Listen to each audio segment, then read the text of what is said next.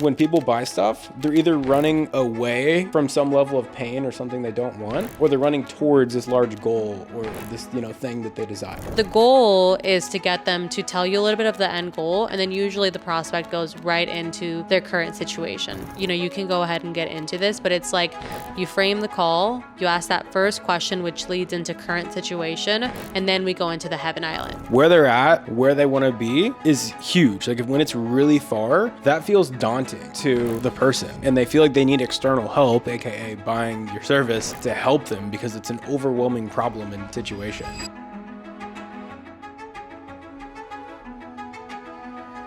Hey guys, welcome to the Seeking Leverage podcast. I'm your host, Michelle Carrillo. And I am Garrett Campbell. We're super excited to be talking with you again. This is episode number 2. So we have the candle lit. We have the city in the background. So we're excited. We've never done like a nighttime episode. This is actually episode number 2. Last week, we did how to scale a business from 0 to 100K a month. I honestly thought it was our best podcast yet. It was the first one that we actually published, but it was so good. What were your thoughts on it? And then we'll get into the topic today, which is how to actually be a good salesperson when it comes to prepping for your calls and actually on your calls as well with the sales script. It was good. It was like tactical as hell. Yeah. It was like exactly how to market, exactly how to structure your fulfillment, exactly how to run a sales call in your sales process, exactly how to scale, how to build the team, how to do the marketing. Like it was very intricate and like, honestly, to maybe people doing like 10K a month with their business, it may have been like, whoa, this is a lot. Yeah. So I think this week we're bringing it back to our salespeople and just going step by step through, how to close a deal. No, yeah, I agree.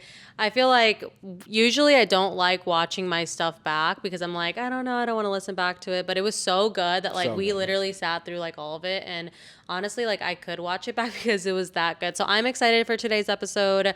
I think that obviously, we have the Closing Bible, which is literally a sales program. So this is just like in our thing, our niche. So I'm just very excited for them to hear a little bit more of like the inside process and some of the steps that we would take to actually get our close rate up higher. I'd love for you to kind of like kick us off and just explain your process, right? Because before you were the owner of Closing Bible, you were a sales rep. You started off as a sales rep. You went from Olive Garden to sales rep, and then you ended up making consistently over 20K a month by holding above a 50% close rate, even getting to like 65 and 75% your last month. So yeah, walk me through kind of that. Like what types of things did you do to prep for your calls? Yeah, definitely. I think a lot of people don't understand that like the call starts. Once the call's booked, it's like the sales process has started. It doesn't start the second Zoom opens and like you that's start a misconception talking. For sure. Definitely. And I think people can get a little lazy and not do some of these things. And when you get above 50%, there's little bitty minor tweaks that are a big difference in getting your close rate higher. So a lot of the pre-call, like I just wake up, I make my cup of coffee. The first thing I do is I spend 15 minutes sending personalized messages to every single call that I have on my calendar that day. And the way that I viewed that, because I know a lot of sales reps are like, oh, I have to send personalized messages to every single call every single day. That's annoying. Yeah, but what's more annoying is spending 3-4 hours every day not talking to leads and making money because they didn't show up because you didn't text them. So I viewed it as the highest ROI 15 minutes I could spend. So every hour of my day is revenue generating for the rest of the day. So that's what I did. I would literally look at their area code and be like, no way, we got an Atlanta number. Like there's more chicken wing places than there are people in Atlanta. It's so crazy. Like not the chicken wing. Yeah, I had a joke for every city, even like different countries. I'd have little go-to things. So I would do that, or I would just personalize the message. I would drop a little bit of humor. I'd be like, Michelle, I know you're dying to talk to me. Don't worry, you only have to wait 6 more hours. Talk at 3 p.m. Here's a Zoom link. And they'd like laugh because it's like, that's not automated. That was a human being thing. And just building the rapport early. So when they hop on the call, they're like, this guy made me laugh this morning. I'm excited to talk to him. So I would crank, like if I had 8 calls that day, I would send 8 personalized messages. And then as my day got more busy and I'm on back-to-back calls all day, if I had a little window, like for 5 minutes, just like an hour before the call, I would drop more humor. It'd be like, don't worry, Michelle. I know you're itching to talk to me. Only 1 more hour. Like just little funny stuff like that. And I'd say different stuff than that here and there. But I would try to do an hour before. And then once the call actually got started and I was sitting in Zoom, by 2 minutes in, if they weren't in the call, I would double dial them. And when I say double dial, I would call them just like their phone number as I'm sitting in Zoom. And if they wouldn't answer, Apple doesn't like salespeople. So if you set on do not disturb and you call someone, it doesn't even ring. Yeah. But if you call them again immediately afterwards, then it rings because Apple's like, oh no, this must be an emergency. So we have to let it go through because of safety reasons, which is awesome. So double dial. And then if they don't answer, leave a voicemail saying, hey, Michelle, real confused here. You were itching and dying to talk to me all day. And here I am sitting in Zoom, which probably means you just don't know how to get into Zoom and you're having technical difficulties. So I just shot you a text trying to help you get Zoom set up. If you have any questions, let me know. I'll be sitting in Zoom for the next couple minutes. Like, hop in. Yeah. Yeah. No, I think that's something it's missed a lot, not by great salespeople, but by Good beginner salespeople, and like C-level salespeople, and also like, yeah, like business owners that are starting to scale for the first time and like trying to build a sales team, because it's something that's like not at the forefront. When you think of the sales process, you think of the script, you think of the actual like on a call. There's so many other things that influence that, and it's not just like what you do on that call. What I would recommend and what like worked for me for the longest time, because I agree, like I think you need to send like the personalized text. It's also like having that process, which we always talk about. I feel like we preach process so much, and it's like you want to have those like templates, but then at the same time it's like you need to add your personalization to it. Like for me, like I don't know how obvious it is, and I think it is, like, you know, I'm like a smile type of girl. Yeah. I'm like the 2 dots and like the half smile. And like I just used to like throw that emoji everywhere. I always say like happy Wednesday, happy Thursday, happy Friday. Yeah. Like I would throw that in my messages, and like I just was really trying to make it obvious to people, like this is me, this is my personality, this is how I talk, you know, so that when I would message them, they would want to respond, because it was like, oh, it's Michelle, like that's our girl, right? Yeah, definitely. So that's a little bit more about like kind of what I used to do. I like to send a confirmation text 24 hours before, and then the morning of, and then and like 10 minutes before, but always ending it with like a question mark. Like, hey, can you respond? Let me know you're confirmed. Yeah. Morning of, hey, can you respond? Letting me know that you have that link. 10 minutes before, hey, can you respond? Just wanted to clarify, like, the link is working. Like, it was always something to like get someone to respond back. Definitely, yeah. I want to talk about the sales process, but before we talk about like the script and everything like in a sales call, I also want to talk about prepping for the sales call. What I mean by prepping is like, you know, your energy needs to be right. You need to have done your homework on the prospect beforehand, like looking at their applications, watching back calls that have been one deal so you can get better. I feel like sometimes it's not even that like you're a bad salesperson. It's like you didn't prime yourself. You didn't put yourself in the zone. You're not in the mood to sell. It's like when you were in sports and like you didn't practice and like you didn't get pumped before you showed up to the game. You're like, I'm tired, like I'm hungover or something like that. Yeah. Like walk me through like what was your process, and then I'd love to talk about like my process. Yeah, it wasn't too deep or anything ungodly crazy. Usually there's like a form, obviously, that someone will fill out prior with like 5-10 questions or so on it. And it was like, you know, their income, their problems, their desires, you know, just like a general kind of gist of things. And I would just write all that stuff out and have it ready. And I would also look at it. So I'd kind of know like, okay, this person has the money.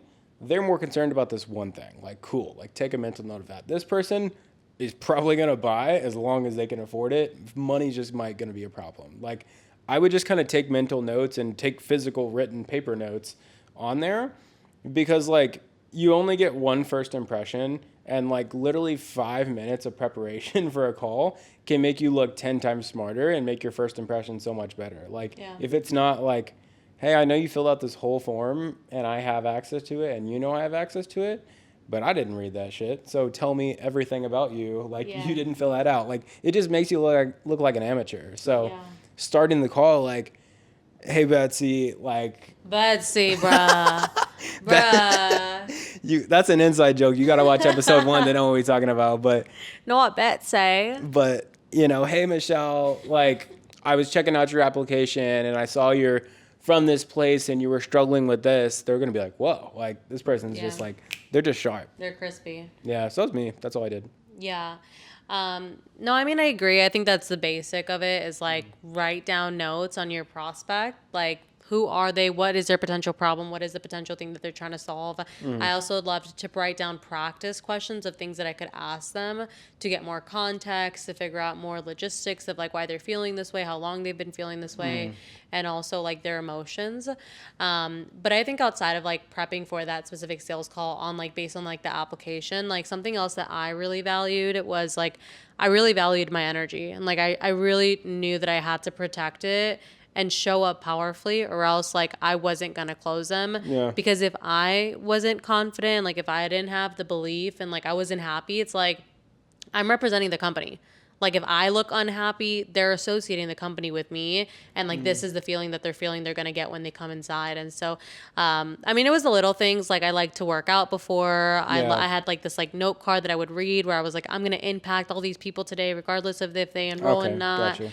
I would do like power poses. Like I literally would watch like Tony Robbins motivational videos to be like pumped and excited. So that's like things that I would do so that I like by the time that I hopped on my call, I was like good energy, good vibes, confident AF. Like I'm ready to fucking kill this sales call. What about you? Yeah, I would just go outside and get sunlight. Like I was big on like just walk, like get my body moving, like breathe fresh air, like touch grass, like just get out of my apartment. I remember that. I would always like ground, like because you had a big what was it, like a football field or something? Yeah, it was a football like that? field behind my place. So I would literally take off my socks and like ground because I saw somewhere on YouTube that it helped. It does help. I feel like it helps. Yeah, it does. Get one with nature before my calls. That's a good idea though.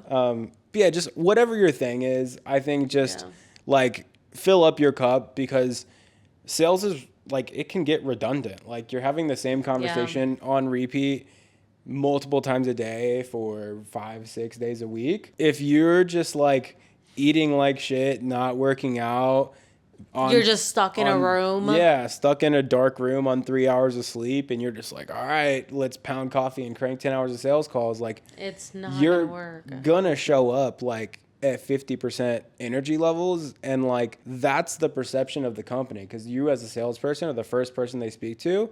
So if you're dead tired and like your head hurts and you're like just pounding and you're dehydrated and you're showing up to that call, they're gonna be like, oh, this is the company, I guess. Yeah. Really just like you just have to be dialed and like be very present for the person that you're speaking to. Yeah. So. And it is hard because like a sales call is that like, and maybe that's in another episode we'll talk about how to deal with burnout when you are a salesperson, because that does happen. Yeah, it's like real. You have the exact same conversation over and over, and maybe that's why salespeople like to do different offers, you know, after a certain period of time.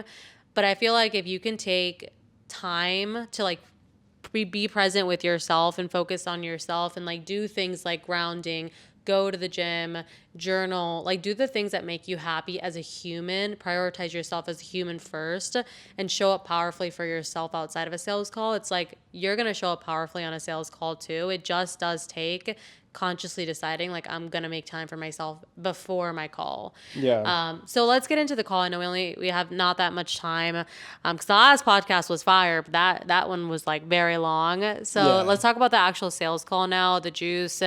I know that you kind of were talking about like you know someone, you did your homework on them, you look much more confident starting off the call. Can you talk about the first like few minutes of the call and how that can dictate basically the whole result of the call? Definitely. Yeah. It was immediately just trying to like sync up and like get a feel for like their energy level and like their personality type.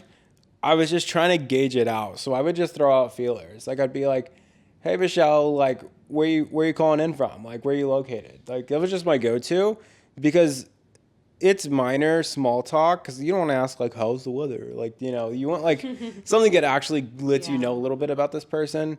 So if they're like Florida and I'm like, cool, you do not want to small talk with me, you're gonna be a little bit more cut and dry, and that's cool. Like that's just what I'm rocking with. But if it's like, oh, well, I live in Chicago, but I wasn't born here. I actually grew up in Pennsylvania. But then I went down to Miami and I really didn't like it. So then now I'm in Chicago. It's like, okay, you're a talker and you're more friendly. So like, I'm going to mirror and kind of mimic your personality a little bit and just kind of give you like, just mirror you. Like, I'm going to act a little bit more like you because you probably like people like yourself. Yeah. I think that the first few minutes of a sales call, it is about getting on their good side, making them like you, making them trust you. Because there is, I don't know the specific fact, but like there is a fact that says that like the way that you, the first impression, the first 5 minutes of your time with someone is how they view you like long term. And I'm just like, yeah, can we think about anybody in our lives where it was like the first 5 minutes we're like, oh, I'm gonna love you, girl. Yeah, definitely. Or you're dope as fuck, dude. Or, bruh, I don't think I'm going to like you. I don't think we're ever going to talk again. And you could just tell from the first few minutes. And so, yeah, you want to like find that piece of the puzzle that connects and like relate to them in some way, mirror them, make them feel good. And also like break down their like a lot of people come in with like already like so much sales resistance because they're like, I'm about to get sold to. And if you could just like right off the bat break that and be like, dude, I'm just a normal human being. Like, I'm just on the Zoom call. This is just my job. Like, people will respect you and like you, and it'll be such a better conversation. That usually lasts, like, I would say 1 to 2 minutes, 3 minutes max, but we don't really want to stay in this area for too long. We just want to make that good impression, and then we want to frame the call. And so the framing of the call, it's basically like explaining who you are. You want to say who you are, what's your role in the company, what the company's name is. You want to let the prospect know, like, hey, I'm excited to be here. And then obviously you want to explain the agenda of what's going to happen. Yep. A lot of people miss this piece of the puzzle because they assume, like, I don't need to set the call. They know why they're on here. They booked the call. I want this to feel as, like, free-flowing as possible, as if it's just two people talking. And that's kind of the belief that they come in with of why they're not going to frame the call. But I think if you forget to frame the call or you don't frame the call, like, it could do you more of a disservice, at least what I've seen in like my own calls and like other people's calls that I reviewed is like, well, you don't frame the call, they're confused. They're like, I don't know why we're here. I don't know what we're doing. I don't know what the end goal is. Like, it's kind of like we're both free flowing this thing now versus like framing to where the prospect knows like, oh, this person's like literally going to like walk me through a process. And if it is a good fit, like, I'm going to get started today. That's why I think framing is so important. I would probably say it's top 5 most important in a sales call, but like, what about you? Yeah. And for context, for like the viewer, like when we say frame is basically just like, it's like the lens that they view the call through, because you do this call all day, every day as the salesperson. They've never had this call before. So like, if you don't say, hey, this is how the call works, this is what we're going to cover, we're going to do it in this order, and then at the end, if it is a good fit, I'm going to break down what the service looks like so we could potentially get started if it makes sense. They're like, oh, okay, this is how the call goes. But if you just say like, what's up? Like, tell me what's going on. They're going to feel like because there's such a lack of structure that they need to take over the call and they need to take initiative. Bad spot to be in as a salesperson. And yeah, it's like, good luck running the rest of the call if they think they need to take control because you don't have your shit together. Yeah. So. Yeah, it's like a baby. It's like a baby problem that turns into like a big monster if you just like don't do it. It's definitely a necessity. This is where we want to, like, the next part of the sales call is where we want to bring in that homework that we did. So you were saying earlier, like, I sit down, I write some comments about their application. This is where, okay, I frame the call. Hey, I saw that, you're currently door to door, you're currently, a salesperson and you're unhappy in your application. You said that you're like always on the go, like not making the money that you want to make, and you're wanting something that's fully remote, flexible. You can actually hit your, 10K month, 15K months. Like, let's just start with the end in mind. Like, what's the end goal? And I always loved starting with like, what's the end goal and kind of pairing them together, because you're kind of giving them like direction. You're like, here are these like few little nuggets. What's the end goal? And now they have direction of like, what do you mean when you say what's the end goal? But the goal is to get them to tell you a little bit of the end goal. And then usually the prospect goes right into their current situation. Right. So that is where, and you can go ahead and get into this, but it's like you frame the call, you ask that first question, which leads into current situation. And then we go into the Heaven Island. So we're kind of in the Hell and the Heaven Island now. Can you explain the Hell Island, like this next portion of the call, which is a pretty big chunk of it? Yeah, absolutely. So I like to picture it just in general like a number line, right? So it's like there's like -10 all the way up to like +10. Yeah. And you want to view negative 10 as like hell. Like that's like rock bottom for a prospect. And then heaven, like positive 10 on this like whole number line that doesn't exist that I'm talking about right now. I've actually been doing that too, but I'll let you finish. Hell yeah. The top of the number line, like the 10, that's heaven. It's like, that's as great as it could get for this person. And like our goal as we go throughout the call is to get their current situation and like the problems they're having as close to like quote unquote hell as possible. As in like, we don't want to make it worse than it actually is, but I think people are oftentimes so close to their problems that they don't see the severity and the size of their problems. But when you as a salesperson are like, you have a bird's eye view, like you're from the outside looking in and you're like, do you see how if this problem keeps happening for this much longer, how this thing might happen because of this and how that's a really big problem? And they're like, oh shit, yeah, I'd never thought of that. That is a really big deal. Because at the end of the day, when people buy stuff, they're either running away from some level of pain or something they don't want, or they're running towards this large goal or this, thing that they desire. So in the pain, the Hell Island part of the call, we're ultimately just understanding all of their problems and the pain that they're going through with what's going on, which is ultimately what made them decide to potentially buy the service that we're selling. Yeah. And just to kind of give a little bit more perspective, like at least from my perspective to you, like when I view the Hell Island and the Heaven Island, like I don't view it as like a sales tactic. I honestly just feel like it's part of having the conversation, like especially in high ticket sales when like it is like a lot of coaching programs, they're often helping people literally solve a problem. Yeah. And part of helping someone solve their problem means helping them have a transformation. And part of helping someone have a transformation means helping them uncover like how are they actually feeling? And it's a lot of like being the mirror for these people where you're not like telling them, look, oh, you sound like you're going through this and this and this. You're more or less just asking questions. You're creating a safe place for them to be real with you and share like this is my Hell Island. This is my rock bottom. This is what I'm going through. This is how I'm feeling. This is how it's affecting me. And also these are all my goals. This is like my dream life. And I think that's something that like goes so like it's not talked about a lot is how awesome salespeople are in this sense. Definitely. Because I don't personally complain to my family. I'm not a complainer. I don't like to talk to people about my problems. I don't like to talk to people about my feelings. But if I'm like literally, I'm having this problem and I'm booking a call with someone and they're asking me questions like, I'm like, thank God. Like I have someone that I can actually tell, like no judgment. They don't know me in real life. I can tell them like, I'm getting affected by this problem in X, Y, and Z.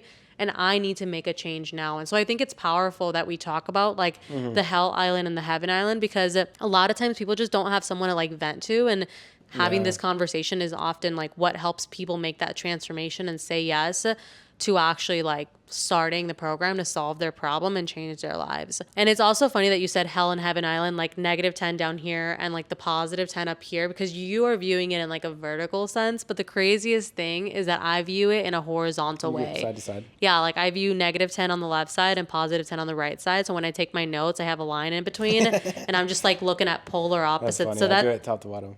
What? I do it top to bottom, which is yeah, that's crazy. I think our brains are a little bit different. Yeah. I guess the reason I do it that way is because the way that I view it is it's like, I don't know, like hell is down and heaven is up. So I guess that's why I do it like that. But I do it because it's like the more discomfort that they have with their current situation, the higher likelihood they have to like act. Because if things aren't that bad and their desire isn't that much different than their current state, then it's like the gap is like 2 on the number line. Yeah. Like it's a little bitty gap.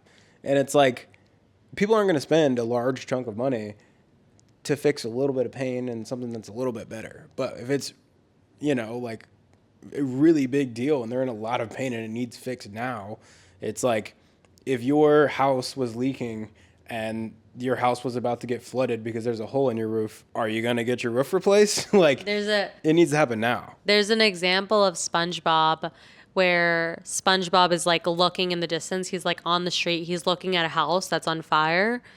And then in the second photo, he's inside of the house and the house is on fire. And getting a Hell Island, like getting deep in there, a good framework is the 3x3x3 to get to the Hell Island. The framework that I said, 3x3x3 basically means 3 context-based questions, 3 logistical, 3 emotional. But like this gets someone to realize like, oh, I'm not just staring at the fire. Like I'm inside of the fire. Definitely. So once we feel like we have enough, we've got to like the emotional part of like, this is the situation, this is how it makes me feel, and this is what's going to happen if I don't change it.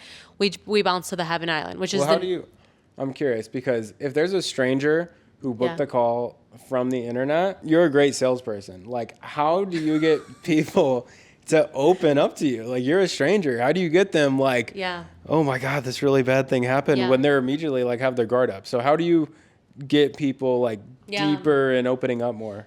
Yeah, I think it's a balance. Like everyone has their own style. What worked for me is like, I'm a girl. Okay, obviously.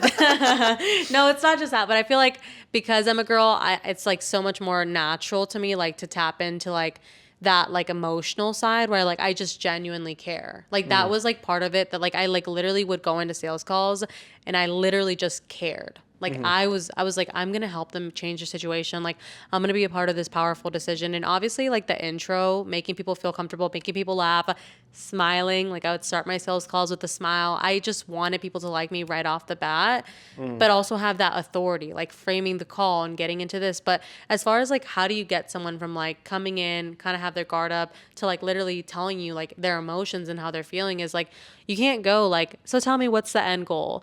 Okay, well, how does that make you feel? You said, how does it, like, that doesn't make sense. You're trying to jump and skip a bunch of like parts of the sales process, when really what I used to lean on is the 3x3x3, like the 3 context-based questions, 3 logistical-based questions, and 3 emotional-based questions. And I would go in that order. 3 context-based questions is like bird's eye view. Like, hey, you told me that you've been doing this. Tell me more about that. How long have you been doing that? How did you get into it? Like, how has it been going? What's your experience been like? So these are all the context questions. Yeah, like I want to basically get the bird's eye view on like their whole biography. Like I would even ask people on sales calls, like, if I was talking to business owners and they were like literally partners, like the wife and the husband, I'd be like, how did you guys get married? Like, what's the story of you guys? Like, how did you guys decide to start the business together? Like, I think I was trying not to jump to the problem at hand originally, because I wanted to know the context of like, what was the story behind how they even said yes to that thing? And then how did that unravel? And then I want to find out the logistical questions. Like, you've been there for 5 years. You kind of told me that like you're looking for something else because you're feeling this way. How long have you been feeling this way? 3 years. Now we're going from bird's eye view to like closer in, where it's like, okay, so you've been here for 5 years. You've been miserable for 3.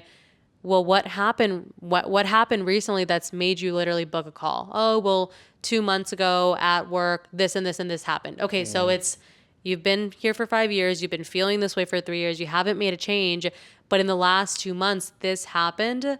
I understand now why you're here. Well, tell me more. Like, how does that make you feel? Okay, well, does that affect you and like your ability to like anything else in your life? Does that affect your relationships with people in your life? Okay, well, how does that make you feel? Do you see how I went from like literally bird's eye view down to like the feelings? Because I don't rush it. It's like and I keep saying this, like the fly like a butterfly, sting like a bee. It's like, I want to do everything in its place. I don't need to skip, to make the sales call faster. I need to slow down and understand the full story so that when I hone in on the feeling, the emotion, they open up to me because they trust me. And I would also actively listen. Like if someone says burnout, I'm going to tell them, I don't know what burnout means. We have different definitions of it. What does burnout look like to you? Okay, well, how has that affected your life? How is that affecting you emotionally? So it is like being a good listener and like taking the right notes and having the right framework. So you get the personal connection, you get the context, and once you have the human connection with them, you have the context of their situation, then you have the information to even go deep on. And like something that you said that I really liked, I really love your like 3x3x3. I think it's a really good framework that like a viewer can like literally write down and be like, I'm going to find my 3 questions for each of these groups for the specific thing that I sell. One thing that I really liked was the way that I view it, because our brains are different, and I think it's cool because the viewer, like one thing that we say or one or the other is going to click for them. For me, when I'm in the current situation, like Hell Island phase, I view myself as, I'm very visual and I love analogies. I view myself as like that guy at the beach that has a metal detector and is like scanning the surface. And I'm waiting for that beep, beep, beep. And it's like, if it's a metal detector and there's metal below the sand, it's like, ooh, like, what is this? Is this treasure or is this like trash? Like, we don't know what it is. So if I hear I've just been feeling really burnt out lately. That's a beep, beep, beep. Like, ooh, we got to dig. Like, what is this? So let's get deeper. I'd be like, when you said burn out, like, what did you mean by that? Like you said, or my favorite thing to do is just say the last 3 words of their sentence with like an upward tonality. So I'll just be like, burn out. Burn out. I do this with my friends to fuck with them. I'll just keep doing it over and over again and they won't even realize it. Because when you say burn out, they'll be like, they're like, oh, I need to explain myself. He's confused. So then they go a little bit deeper and be like, well, yeah, you know, honestly, my boss has been really frustrated with me lately and I've just had enough and I think it's time to move on. Yeah. You think it's time to move on? I'm like, yeah, I'm done with this job. It's not going to happen anymore. I'm doing something else. So it's like, we went from feeling a little bit burnt out to I'm done with this. I will do something else. This is a good place. We should move on to the Heaven Island very soon. But this is a good place to talk about, like, you mentioned something earlier where it was like, how do you get someone to open up? How do you know where to dig? And someone might be watching this right now and be like, I understand the framework. I know what we should be doing, but like, I still don't know, like, where to start. Like, how do we get there? And you get there by leaning and doing the homework on the applications that they submit beforehand. Also, like, a lot of salespeople miss, like, they get a set call and they're just like free for all. Yeah, this person set you. Well, what's the end goal? Let's start there. And it's like a setter is literally finding like those, like exactly what you were saying, the ding, ding, ding. Like they're finding like the flag points and they're putting those in the notes so that a closer, a salesperson can get on that call and be like, you told this person you were feeling burnt out. Let's start here. Can you tell me more about that? So you want to use like the things that you see in their applications and to the setter to actually get deeper faster. So it's not taking you 20 minutes to find their hell island. So I just wanted to add that in so that people don't miss that because it is such a big part of the process. Definitely. Let's talk about the heaven. Just to complete my thought on the analogy so people aren't confused. Okay. So like we hear the beep, beep, beep. We said the 3 words or any of the tools that she used to dig. So like those questions are the shovel that we dig to go deeper into the sand to find out with our metal detector, is this a crushed up Coca-Cola can or is this gold? If it's gold, cool. Like we now have ammunition to close the deal. If it's nothing, cool. Go back to your surface level questions. Like you're scanning the surface like a metal detector and then use that to move on to future pacing and the Hell Island, the Heaven Island part of the call. So let's go to Heaven Island. Let's do it. Okay. So you have the Hell Island, you have your notes. You better be taking notes at this point while you're on a call with the prospect or else all of this is for nothing. Now we're looking at the Heaven Island and we're kind of going polar opposite because I think a lot of people usually want the polar opposite.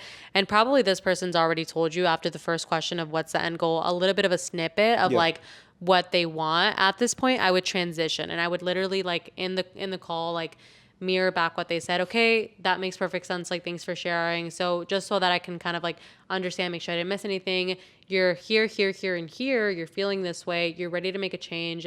I know at the beginning of this call, like you said that you were looking to make a transition because you're looking for financial freedom. You're looking for time freedom.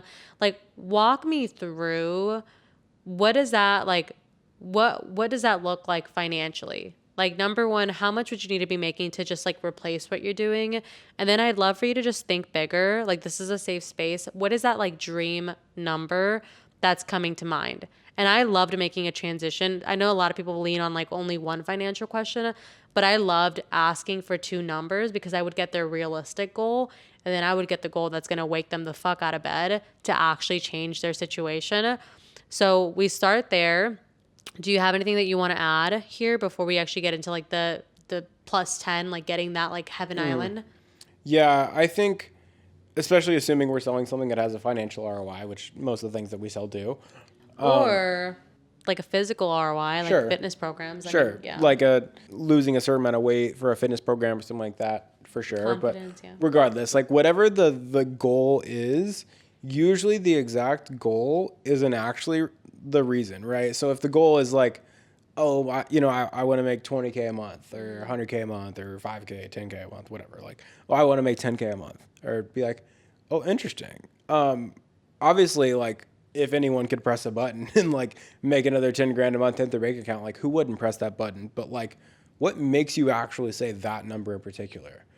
And I usually get some pretty profound answers of what the money will do for them and what real problems get fixed and like what problems are alleviated by that money. Like I've said this to a prospect before, and it was really interesting because the dude was already making like 10, 12 grand a month, pretty good money. And he's like, I need to make 20. And I was like, most people say they want to make 20. You said you need to make 20. Like, that's really interesting. What made you say that?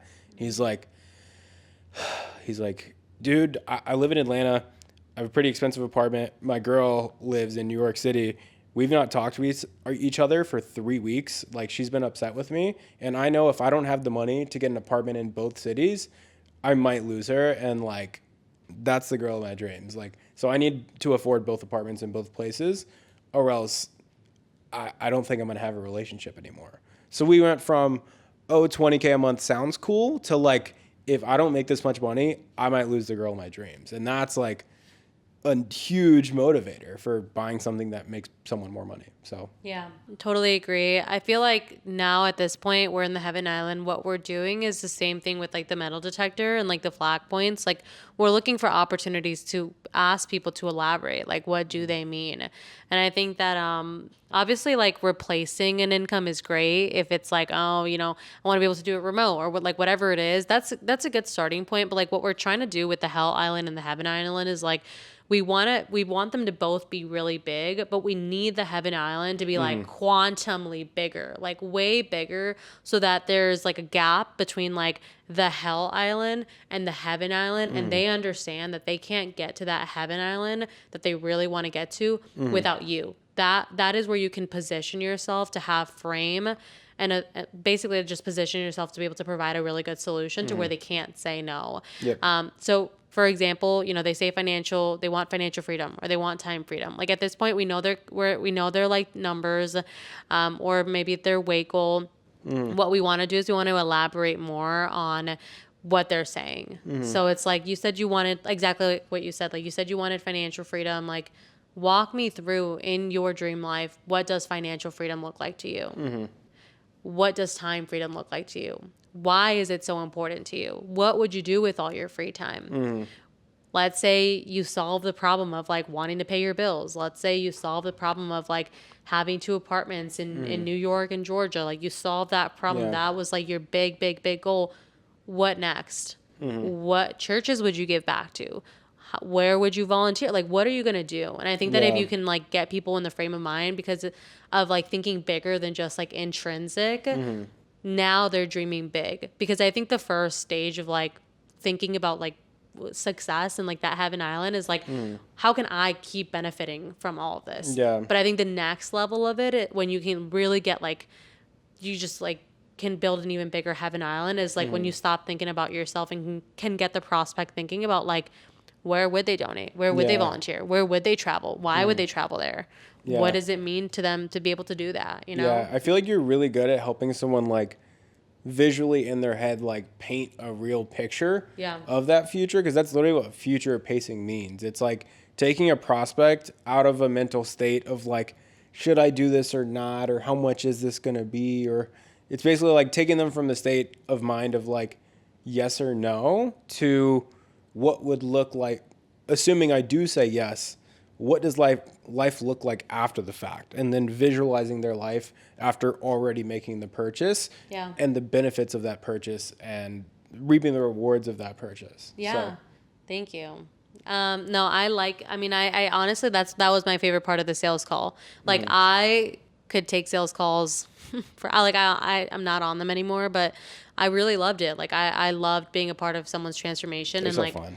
and I loved being able to walk someone through just like literally future pacing their life and their goals and like realizing like they don't have to stay here. And I think that like the Hell Island and the Heaven Island, like it's not to manipulate people. No. That's not the goal. the goal is to help someone have literally a life-changing transformation.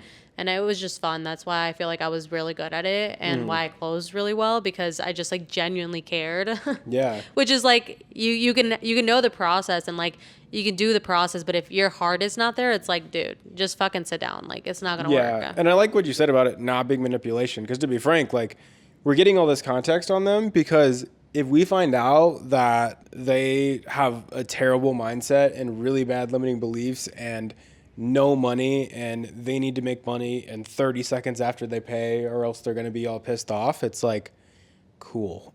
I don't think this is for you. I don't want you to pay for this. Even if you want to pay for this, this is not a good fit. We're not giving you an offer. Like, it's not just to make people buy shit. It's also to let them know if they shouldn't buy it.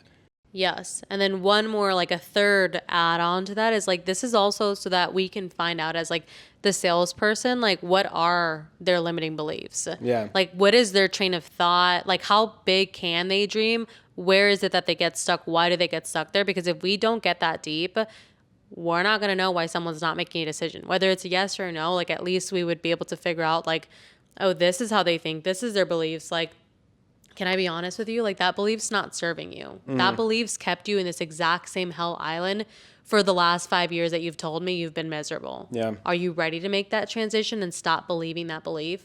Okay, then we can move forward in the sales call. And so it is really just helping someone like come to that realization.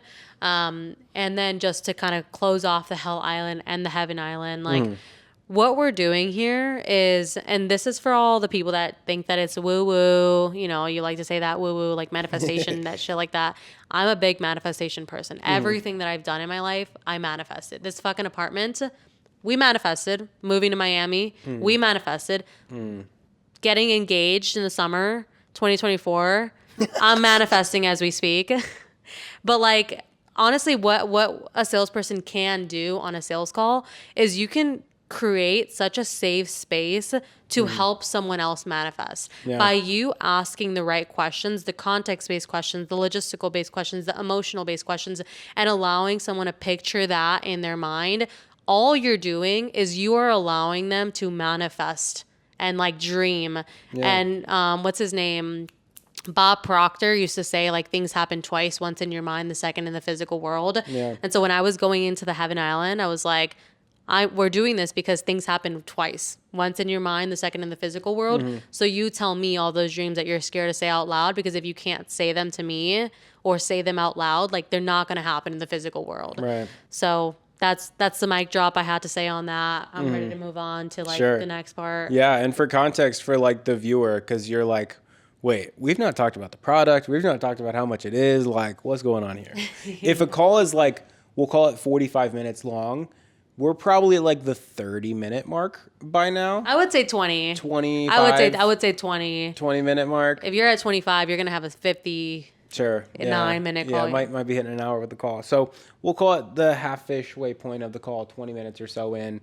And the reason like we said with like hell and the heaven is like, the bigger that gap is, and like there's a book called Gap Selling, it's really good, is to make that gap from where they're at, where they want to be, is huge. Like when it's really far, that feels daunting to the person, and they feel like they need external help, aka buying your service, to help them because it's an overwhelming problem and situation. And then your product or service is like the bridge from where they're at to where they want to be. And they have to walk that bridge in order to get to where they want to be. Like your product and service is the connector between that big gap. And that's kind of where we've been through the intro, we've set the agenda, we've set the frame, we've got a grasp on their current situation and their hell island. And now we've arrived at a point to where we could start leaning towards talking about the actual product and service that they're buying.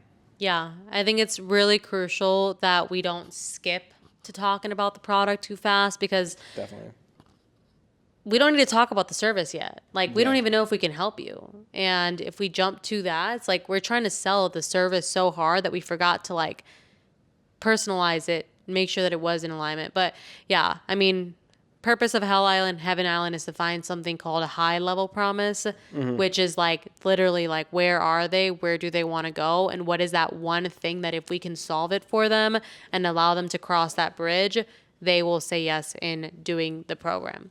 So the next phase of the sales call is we've done that. We're around minute 20. I do also just want to like preface, like, usually it'll take longer, especially like for new salespeople, because you're like first originally like learning how to ask questions. Yeah. But once you get better at asking the right questions, you can get to what you need to get to like in half the time. So let's just say minute 20. That's where I used to like to transition. We would go into basically like creating that gap to where it was like so big that like they needed you to actually move forward. So I like to ask like the scale question, like, hey, you know, I know that you said you're interested in like this topic. We work with a lot of individuals that are at a lot of different levels of skill. Like, let's say in Amazon FBA, that's what I was selling. Scale of 1 to 10. 1 is like, I'm a complete beginner. I have no idea. I just watched the video.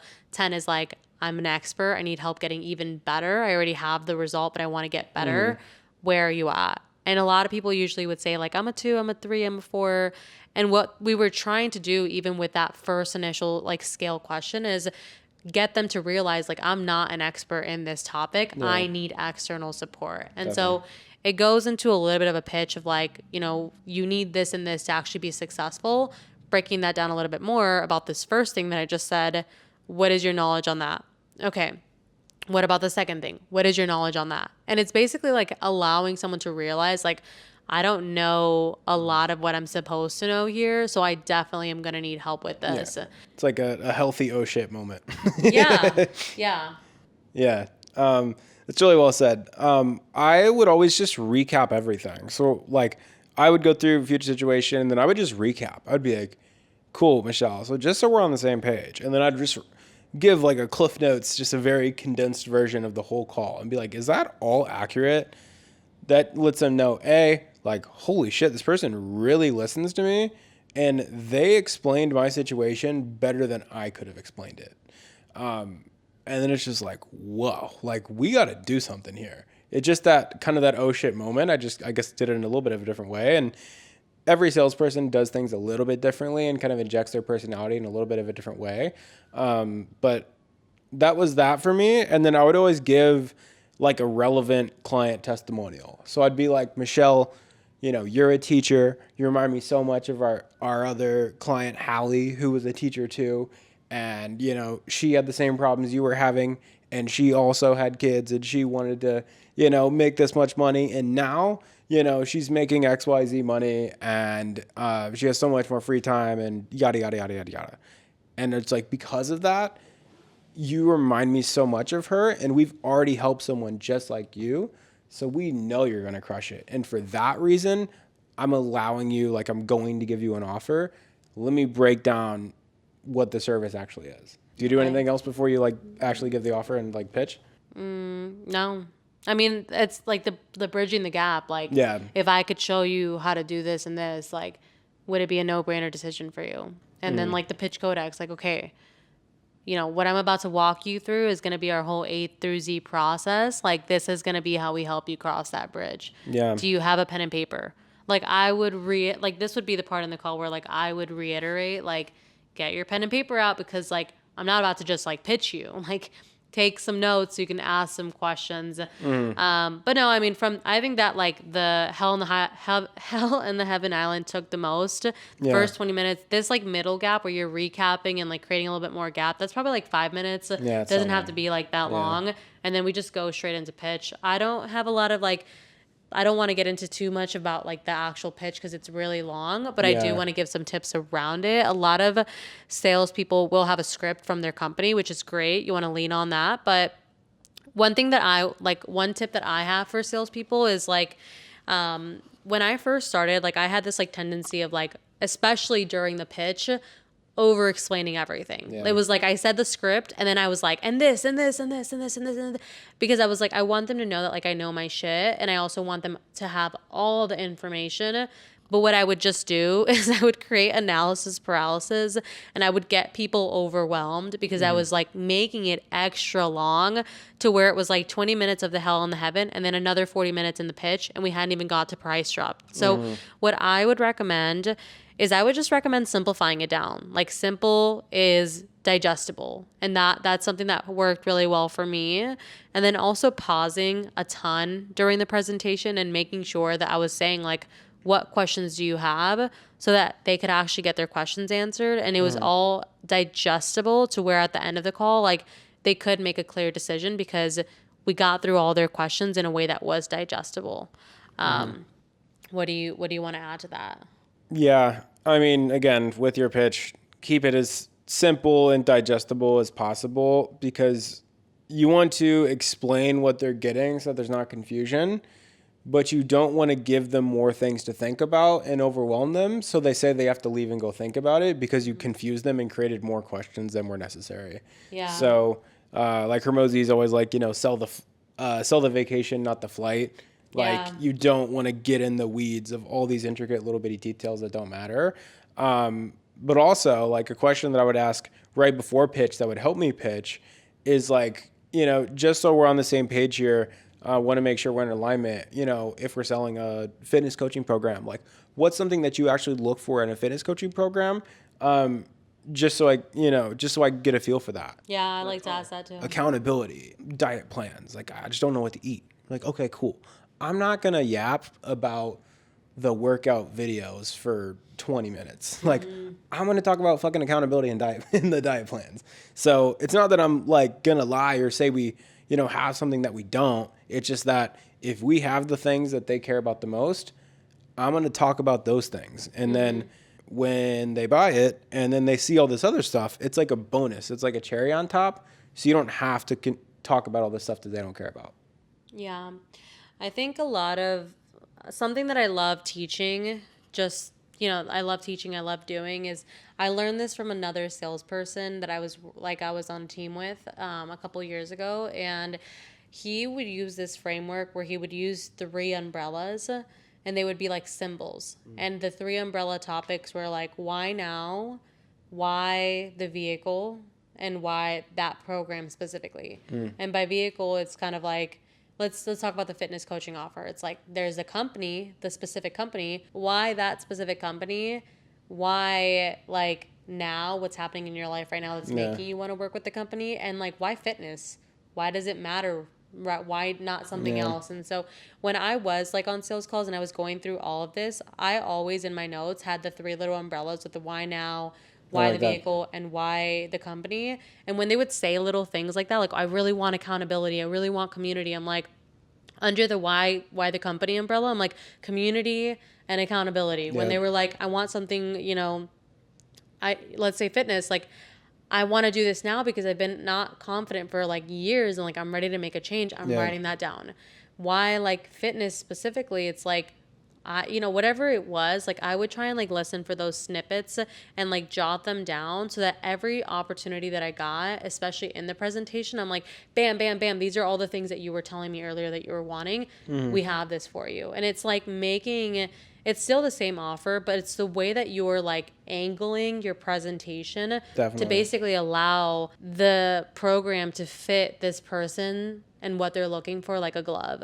So I don't really have much to say about the pitch besides simple and like, space for their questions. But do you have anything else you wanted to add before we go into temp check?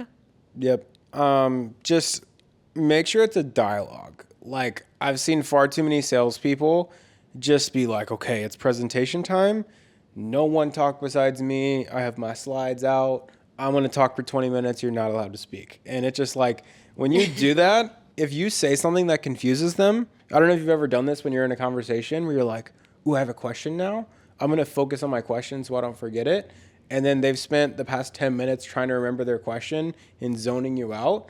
And because they're confused about one thing and you've talked and changed the topic multiple times, they didn't digest anything. And then like, well, I have a question about this one thing way up here. And then they're just lost. Can you walk me through an example, like your actual real life example of like this? Absolutely. For me. Yeah, I got you. Because I have a specific deal where this almost lost a deal for me. I was honestly just tired as hell. I'd been on the back-to-back calls. And I was just like running through the motions fast. Cause I was like, I have a call and I got to speed this up really quick. So let me just speed run through the whole pitch and then price drop and get this done so I can close them and then move to the next call because I don't want to be late.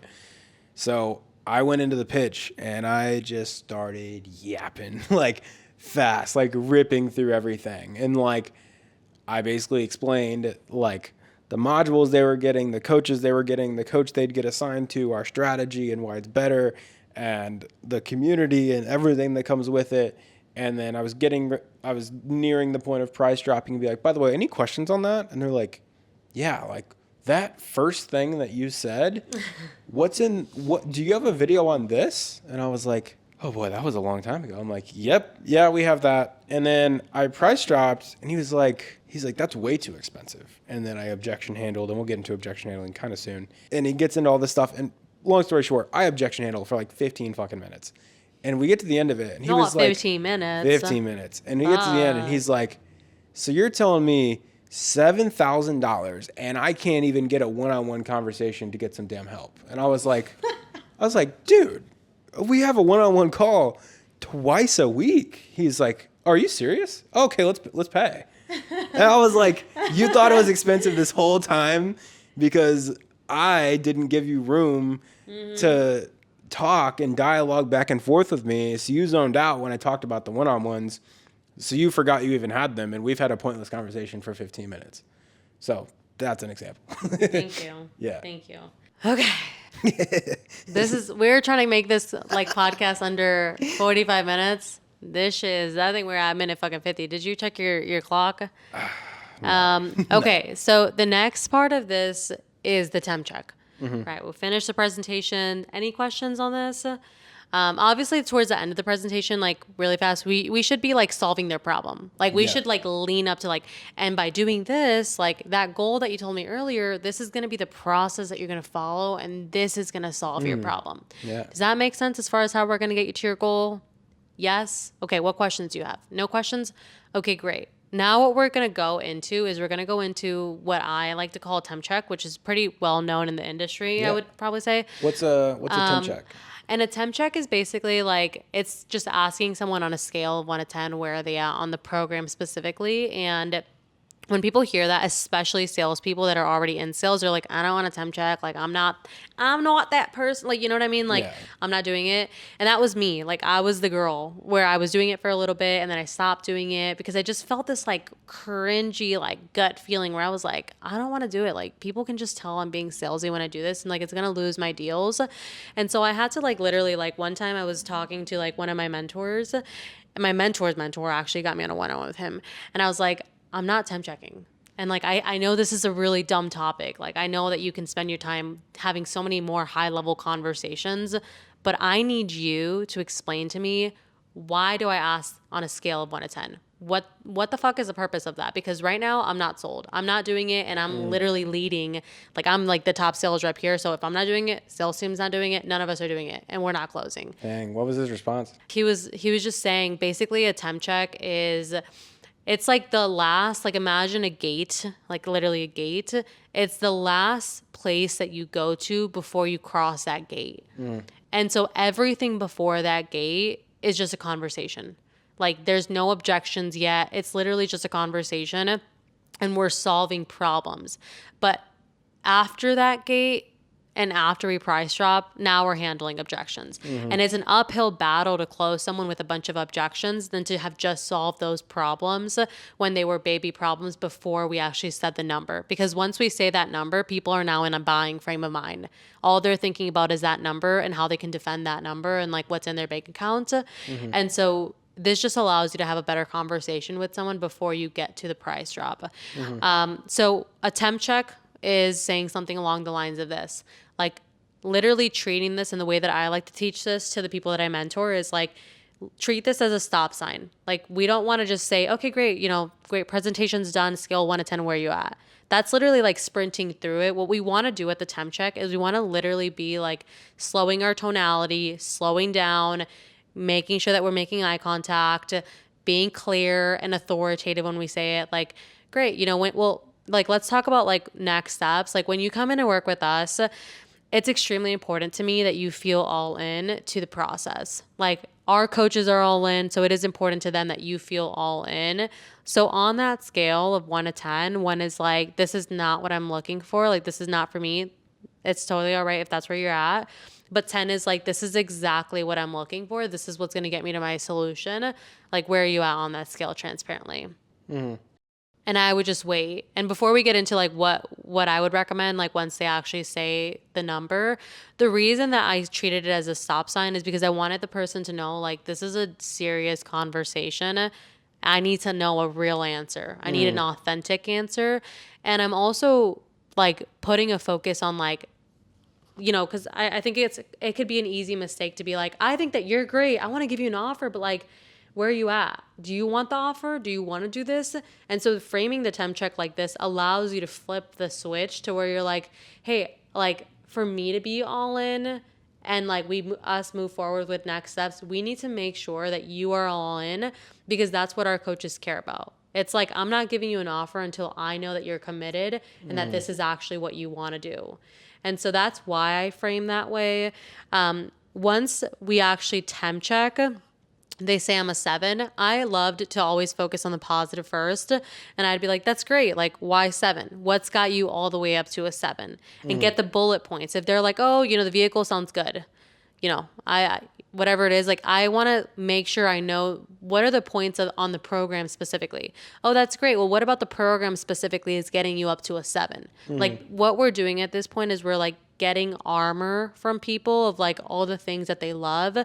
And the way that I like to teach this is like, and this is one of my favorite topics too, but it's like a football field. Like when we temp check and they say, oh, I'm a 7, and the first thing that you go to is, why aren't you a 10? Look at the distance of that football field. It's fucking massive.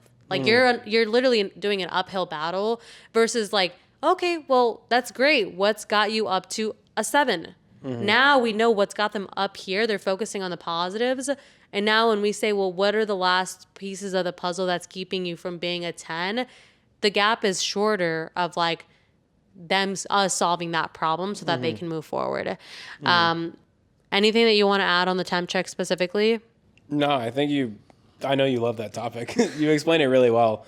I think also by saying like what they really like, putting the ball in their court on being like, we need your level of commitment is like, we get a tie down of like, I am committed to doing this. And keep in mind, they still don't know the price yet. And then B, on top of getting them like, I'm committed to doing this, you're also, you're also making them resell themselves on all the great things that they love. Keep in mind, seconds before we tell them how much it is and asking for, you know, the payment. Yeah. So, when it comes to, let's say, oh, I'm an 8.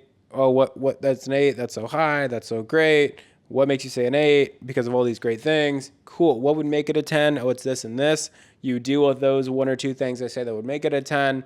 Now they say they're a 10. At that point, you drop what's called a price anchor, and then you drop the actual price of the service. So do you want to talk really fast about like, what if they say like on that temp check, like, what's the price? I never give anything a 10, like, you know? Sure. Because we didn't talk about like the handling the objections at the temp check part. Sure. Yeah, just for sake of time. I know. But I mean, yeah, do you want to elaborate on that? Well, yeah, I mean, I just meant like when someone gives us an objection at the temp check, like we obviously need to solve it. Of course. Yeah. Because it's like, if they say like, oh, you know, I'm a 7, but like, I need to know the price. It's like, we don't move on to like the anchor and the price drop. It's like, we isolate and tie down. Like, okay, this Definitely. Is, so like finances aside, like this is the only thing, like finances is the only thing holding you back from being a 10. Okay, so finances aside, where are you at on that scale? Time is the only thing holding you back from being a 10. Okay, so time aside, where are you at on that scale? And like literally like getting 100% clarity that like aside from that one thing on the process, on the program, there are 10. Because if you don't do that part of the piece of the puzzle, then like we miss the mark with the temp check. Like we're going to get a bunch of objections because we missed the mark on solving the things that were keeping them from being a 10. So we never move on until we've done our part on getting them as close to a 10 as possible and solving whatever blocks are in their way of being a 10. So once that, we can go into like the price anchor. Definitely. And I view like reasons for the deal not going through as like obstacles. So it's like objections before the price drop or obstacles. Those are really easy to handle. But if you lit a red flag or a reason why the deal might not go through and you just let it hang out and then you just let it hang out and then you drop the price, now it's a big deal and it's an objection and it's the reason why the deal doesn't go through. So squash it while it's small. It'll be way easier to handle than when after you drop price. So assuming you handle all of those things and you're like, okay, now it's time to obviously drop the price. I do what's called a price anchor, and there's 3 different types of price anchors. And when I say price anchor, it's like you ever like fall asleep on the couch when you're a little kid and you wake up to those infomercials and it's like, it's just a one-time payment of $79. Yeah. But wait, there's a discount. It's actually just $19.99, and you're going to get 3 more vacuums as a bonus. It's like they price anchor this really high, $80 price, and then they're like, but it's only $19.99. So like you think it's this huge number, even though it's $80, and then it's like, whoa, it's actually way cheaper. You do the same thing with this. It's like, in order for you to hit your goal of $100,000 a month by, us helping you with your marketing, it's just a one-time investment of 10 grand. That's like an ROI based price anchor.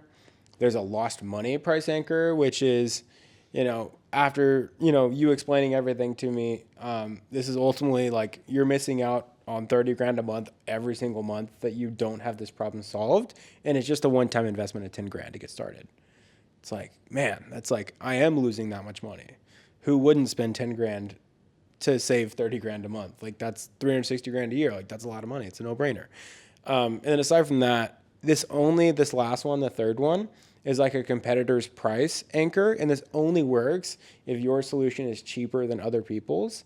So we actually had a competitor, one of the things I sold in the past, where they were 60,000. They were 60,000 and we were only 7,000. So I'd be like, it's crazy, Michelle, like we actually have people that have actually bought our competitor's service, and he's at, $60,000 is like his price point for his service. And our clients said that after buying their stuff, they actually learned more and got more value and made more money within the first month than they did from that guy's stuff. And, the investment for our service is just 7 grand. Yeah. So when they're hearing 60 or they're hearing making 30K or making 100K a month, they're like, whoa, like huge number. And then the next number, the investment, sounds really small. And when you say the cost of the service, you never say cost or price, because cost and price have this negative connotation of like lost money. And investment or tuition or... Yeah, investment or tuition are the ones that I use. These are this connotation of like an ROI, like, a return on investment. So that's that. I did something a little bit different. I did something called like an offer stack, and that's good. I mean, I didn't know that. I would have implemented that if I was a salesperson. But I would do like an offer stack. So I would walk them through like the next steps. Like you're going to process your investment. Mm-hmm. We're going to walk through your onboarding. We're going to do this. Then we're going to do this. And like, there was this is where I would throw in like a testimonial. Like, I know you might be feeling like this or this or this. But one of, our clients was feeling this way, and like we were able to solve that for her by working with us, whatever. Just like a recap of like everything that they're going to get into the price drop, because if it was just like a one-liner, going to be this much, it's like people, sometimes they forget, like sometimes they zone out. And so I love just like kind of like this and this and this and this and this. It's going to be this much to get you to your goals, to get you to your high level promise. I know some salespeople, like influencers talk about like, don't say anything after you drop the price. I love to say like, does that feel reasonable? Just getting people talking. What are your thoughts on like what happens post price drop? Yeah. Definitely. I think it's important you've known the price because you're selling it for the whole call. They just found out what it was like seconds ago. So I just like to let it marinate for a second. Like, I'm not militant on do not speak until they speak first or else you're losing. Like, that's like a kind of a common like sales thing. Just let them breathe and like let it marinate. Like, you'll see them when you price drop and you're like, it'd be $10,000 and they're like, okay. And you'll like just hear them like under their breath, like make these little noises, and like you'll see them look up to the left and look up to the right, and you could tell people are thinking hard and like visualizing things when they're looking up like this when they're talking. I just let it register. I just hang out. And then naturally they'll have some questions like, oh, like, you know, could we split that up? Or, oh, and then did I get that one thing? So I just let it kind of flow. Yeah, me too. I don't think we have time for handling objections today, to be honest. I mean, it's something that we cover inside of Closing Bible. So Sure. I don't think we will go into objections right now, but let's kind of like close this out, this episode, with a few like, nuggets of closing out the call. I can start. I would focus on after price drop. You answer their questions. You let them marinate with everything. And then I love to teach something called closing the loop, which means once you've price drop, you need to get more concise with your answers. You need to make sure that we're moving forward to the next step. We're directing the next step. And so closing the loop just means like if someone asks you a question, clarifying that's the question that they have, thinking it through, self-awareness, like how can I answer this in like a simple, digestible way, answering it, clarifying, hey, did that answer your question? Yes. Okay, great. Let's talk about next steps. And like literally asking for that sale. A lot of people never get the deal because they just don't ask. They're like sitting there like hoping the person's going to be like, okay, can I start? When it's like, you need to ask for the sale. Yeah. So asking for the sale and closing the loop. Do you want to close us out with talking about like getting a definite answer and like setting up follow-up calls or something like that if someone's not ready to get started? Yeah, I think it's important to, like we were talking earlier with the sales team, like being the authority in this situation, because like they don't know how your sales process works. They don't know how next steps works. They don't know what's normal because that's your job. And like that's where at the end of the call, you have to be an authority. I mean, like, listen, Michelle, you said you want to do it. You said you're in alignment with that. You said the investment was doable. This is next steps. We're going to process the investment right now on the call. And then after that, we're going to do this and we're going to do this and we're going to do this. Let's start processing that payment. What card works best for you? Like, take that initiative. And I think what you're referring to is like, what happens if they aren't looking to move forward right then and there on that call? Obviously, the goal is one call closes. We love one call closes. We want to close the deal right then and there. But if that's not the case, getting some level of commitment, whether that's a deposit or that is a, booking the follow-up right then and there on that actual call. So when I say a deposit is like usually like, $250, $500. It's like usually about 10% of the service, 5% of the service that you pay, just to essentially like get a level of commitment from them that I want to do it, but I need to talk to my wife, I need to talk to my business partner, I need to wait till I get paid on Friday, I need to, whatever outside circumstance or reason there is for as to why they can't do it, but you have the commitment from them that I want to do it. It's only this external thing. It's like, cool, put your money where your mouth is. You don't say that obviously, but cool. Like if it's just that, so just we're on the same page, it's just that you have to wait till you get paid Friday. Yes. And then once you get paid Friday, you're all in. So if today was Friday, paycheck was in your bank account, we wouldn't even be having this conversation and you'd already be onboarded as a client. Yes, perfect. Let's go ahead and put down a $250 deposit. And then after that goes through and I see that payment has succeeded, we're going to book in a follow-up call for Friday. Let's get that started. Just, take an authority and being like, this is how it works. Yeah, exactly. Like if they're not paying on that call, there's either two things that are going to happen. They are either 100% on board, like they're on board, or they're not. Like, and a lot of times, like that's a closer's job is to get an answer. You need to have clarity because if you're having all these people just like leave and like let you know, it's like you don't even know why they're leaving. And so asking for the deposit, it just allows you to have 100% clarity that they are committed to the process. This is just the only thing holding them back. And if they say no, it's like we need to figure out what's the root then, like what's actually going on here. But I would say like my big tip is like always schedule the next call.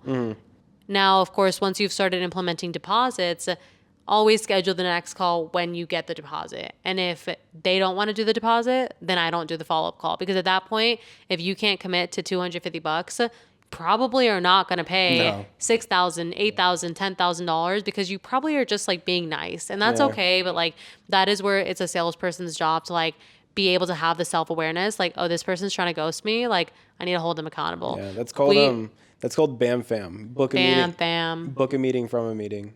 Book a meeting from a meeting. Yes. Yeah. We won't go detailed into anything else because I think that this is already like very concise. We need to make this digestible. For sure. But I love having these like couch conversations. I know in like 6 weeks we're going to be traveling to Colombia and all that fun stuff. Mm-hmm. So I'm really excited for just continuing to do this, and we're gonna also have some people on here in the near future. Yeah.